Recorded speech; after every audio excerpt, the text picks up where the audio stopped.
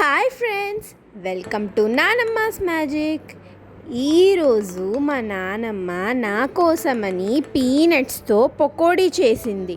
So దీని recipe మా నానమ్మ మీతో షేర్ చేయబోతుంది. సో రెసిపీ చూసేద్దామా?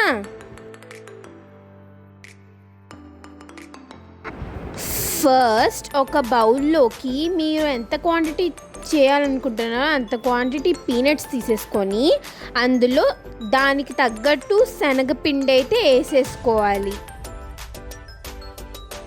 తర్వాత కారం వేసుకోవాలి మీ టేస్ట్కి తగ్గట్టు. మేమైతే 1 స్పూన్ కారం వేసుకుంటున్నాం. తర్వాత 1 స్పూన్ పసుపు కలర్ కోసం. తర్వాత అల్లం వెల్లుల్లి పేస్ట్, తర్వాత ధనియా పౌడర్ కూడా వేసేసుకోవాలి. తర్వాత గరం మసాలా కూడా వేసేసుకోవాలి.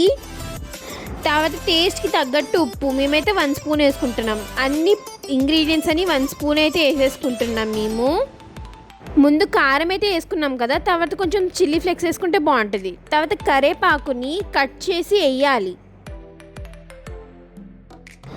మనం అది మిక్స్ చేసుకున్న లోపు ఒక కడాయి తీసుకొని అందులో నూనెని వేడి చేయాలి.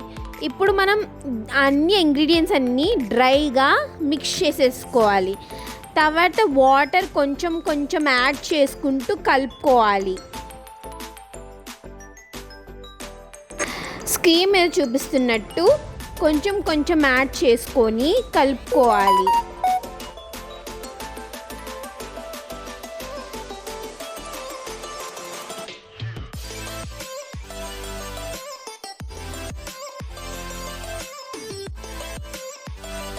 మీరు చూడొచ్చు మన మిక్చర్ అయితే రెడీ అయిపోతుంది. ఇప్పుడు టెస్ట్ కోసం కొంచెం వేయాలి నూనెలో. ఫ్రై అవుతుంది లేదా చెక్ చేయడం కోసం. ఫ్రై అయితే అవుతుంది, సో అందుకనే మొత్తం వేసేసుకోవాలి.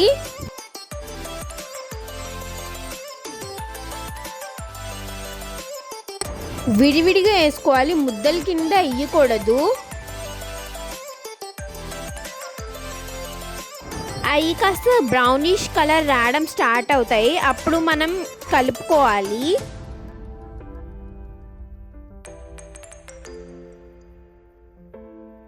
ఇప్పుడు మన పకోడీ అయితే ఫ్రై అయిపోయాయి. ఇప్పుడు మనం ఒక ప్లేట్లో న్యూస్ పేపర్ వేసుకొని అందులో వేసేయాలి. నెక్స్ట్ మిగిలిన మిక్చర్తో కూడా సేమ్ ప్రాసెస్ చేయాలి. సో గైస్, మన పకోడీ రెడీ అయిపోయింది. సర్వ్ చేసుకొని ఎంజాయ్ చేయడమే. వీడియో నచ్చితే మా ఛానల్ని లైక్ చేసి సబ్స్క్రైబ్ చేసుకోండి. ఇంకా కామెంట్ చేయండి ఏ రెసిపీ మేము ట్రై చేయాలో.